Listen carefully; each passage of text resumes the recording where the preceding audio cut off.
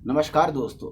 अल्मोड़ा विधानसभा से विधायक प्रत्याशी मैं विनोद तिवारी आप सभी महानुभावों का स्वागत करता हूं।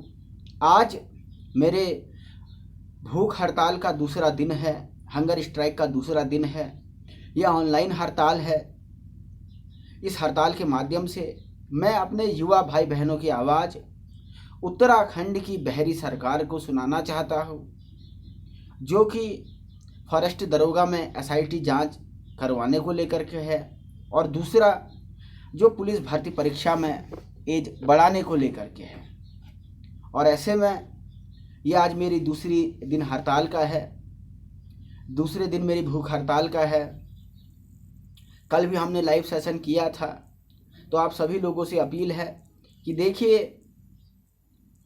अगर आप मेरी विधानसभा अल्मोड़े से हैं तो प्लीज़ इस वीडियो को शेयर करें, और अगर आप उत्तराखंड भर से हैं तो भी शेयर करें। दो तरीके होते हैं किसी युद्ध को लड़ने के, या तो आप खुद लड़ो या जो लड़ रहा है उसकी आवाज़ में आवाज़ मिलाओ। अगर आप कुछ नहीं कर रहे हो तो फिर आप नाकारा कहलाओगे, इतिहास आपको माफ़ नहीं करेगा। और कल एक बहुत बड़ा उपलक्ष्य था। कल 1921 में कुली बेगार प्रथा का अंत हुआ था, और उसी उपलक्ष्य में मैंने एक बहुत बड़ा संकल्प लिया था कि अपने युवाओं के साथ अन्याय नहीं होने दिया जाएगा, अपने युवाओं को लाचार नहीं छोड़ा जाएगा। और इस सरकार के खिलाफ मैंने भूख हड़ताल आरंभ करी थी, और आज दूसरा दिन है। और अगर आप लोग मेरे साथ हैं, मेरे समर्थन में हैं, और चाहते हैं कि एसआईटी जांच हो, चाहते हैं कि पुलिस में एज बढ़े, तो निश्चित तौर पर आपको इस वीडियो को शेयर करना होगा। दोस्तों, इस वीडियो के साथ साथ मेरी भूख हड़ताल तो जारी है, लेकिन आज आप लोगों से मैं मन की बात करना चाहता हूँ, अपने दिल की बात करना चाहता हूँ। और जानबूझ कर के ये हिंदुत्व का कलर पहन के आया हूँ, क्योंकि कुछ लोग हिंदुत्व पर अपना पेटेंट, कॉपीराइट और ट्रेडमार्क समझ बैठे हैं। उन्हें लगता है कि हिंदू वही हैं, बाकी तो सब नकली हिंदू है, लेकिन ऐसा नहीं है।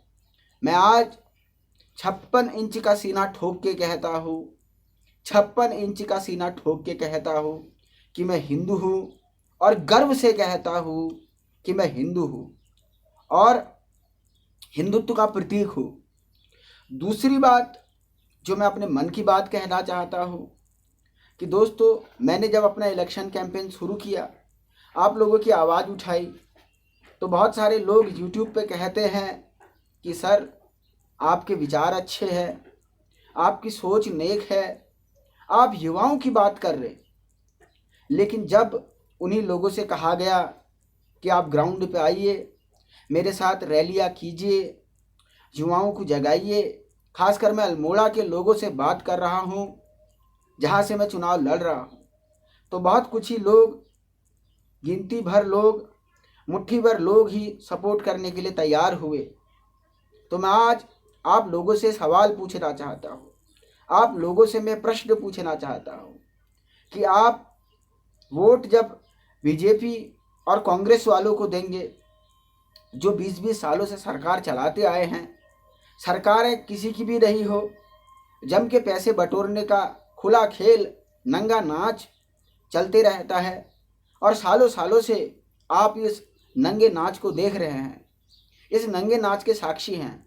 उसके बाद भी अगर आपके मन से इन पार्टियों का मोह भंग नहीं होता, तो आपको कोई अधिकार नहीं हाय हाय करके छाती पीटने का, आपको कोई अधिकार नहीं भ्रष्टाचार हो गया, हाय राम, हमारे बच्चों का क्या होगा, हमारे भविष्य का क्या होगा, हमारे साथ तो नाइंसाफ़ी हो गई। ज़रा मुझे बताइए, ये नाइंसाफ़ी करने वाले भ्रष्टाचारियों को चुन के कौन भेज रहा? ज़रा मुझे बताइए कि जो लोग 3 से 5 करोड़ रुपए अपने इलेक्शन कैंपेन में खर्च कर रहे, उनको कौन भेज रहा?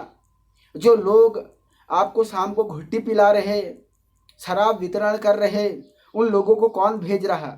आप लोगों के वोट से ही ये लोग जीत के आते हैं। और मुझे तो लोगों की सोच पे आश्चर्य होता है। मैं हतप्रभ रह जाता हूँ जब मैं देखता हूँ कि पहले तो लोग 400-500 रुपये एक वोट के ले भी लेते हैं, नेताओं की घुट्टी पी भी लेते हैं, मदिरा पान कर लेते हैं, उनकी शराब पीते हैं, और फिर बाद में ये भी सोचते हैं कि भैया ये लोगों ने तो भ्रष्टाचार किया, इन लोगों ने तो हमारे विकास का कोई काम नहीं किया। आज मैं अपने अल्मोड़े की जनता से पूछना चाहता हूँ, जो 3 से 5 करोड़ रुपए खर्च करके 5 करोड़ रुपए खर्च करके विधायक बनेगा, वो क्या अपने पैसे वसूल नहीं करेगा? वो क्या अपने पैसे वसूल करने की बजाय आपके विकास के काम करेगा? अगर आपकी ऐसी सोच है तो मुझे सोच पे तरस आता है। मुझे तरस आता है आपके उस सोचने के तरीके पर कि पैसे भी खा लो, शराब भी पी लो और नेताओं से विकास की मांग भी करो। अगर आप भ्रष्ट लोगों को चुनेंगे, धन बल वाले लोगों को चुनेंगे, सत्ता में बैठे बाहुबलियों को चुनेंगे, तो फिर वो अपने बाहुबल से ही शासन चलाएंगे। लेकिन अगर आप एक गरीब किसान के बेटे को चुनेंगे, एक मजदूर के बेटे को चुनेंगे, एक विकासवादी सोच रखने वाले व्यक्ति को चुनेंगे, तो निश्चित तौर पर कोई अच्छा काम होगा। मैं फिर दोहरा दूं, मैंने बार बार कहा है कि मेरे एजेंडे में बहुत सारी चीज़ें हैं जो मैं पहले भी घोषणा जिनकी मैं कर चुका हूं। मैंने कहा है कि विधायक बनते ही हर घर में एक स्मार्टफोन दिया जाएगा 1 साल के भीतर। उस स्मार्टफोन के लिए फ्री वाईफाई हर गांव में एक, हर मोहल्ले में एक, अच्छी खासी रेंज का, जिसमें बहुत अच्छी स्पीड आएगी, ताकि आप जम के इंटरनेट का यूज कर सकें, पढ़ाई में और अच्छे कामों में उस इंटरनेट का इस्तेमाल कर सकें।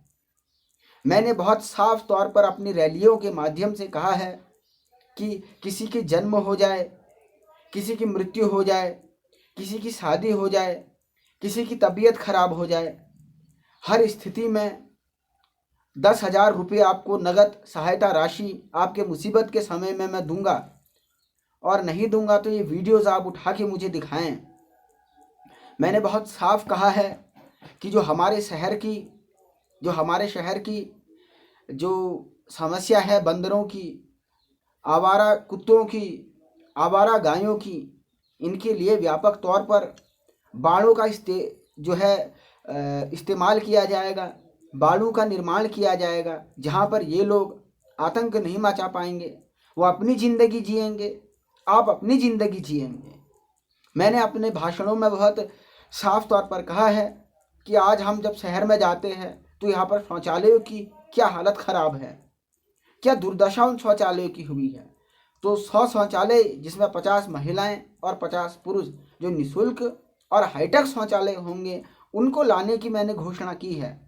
लेकिन इतना विकासवादी एजेंडा होने के बाद भी, इतनी दूरदर्शी और स्पष्ट सोच होने के बाद भी लोग पूरी तरीके से समर्थन में नहीं उतर रहे।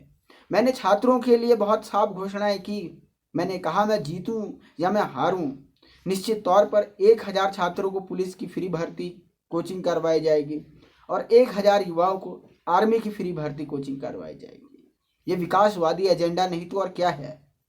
आपको आज तय करना होगा कि आपको 500 रुपये की नोट, शाम को घुट्टी और 5 साल भ्रष्टाचार चाहिए, या दूसरी तरफ एक ऐसी विकासवादी सोच चाहिए जो आपके ज़िले को एक नए पथ पर लेके चले, जिसमें युवा जोश है, ताकत है, स्पष्ट विजन है और क्षमता है विकास करने की। तो मैं आप पर छोड़ता हूँ। और आज मेरा इस मांग को लेकर के ये 3रा एपिसोड है।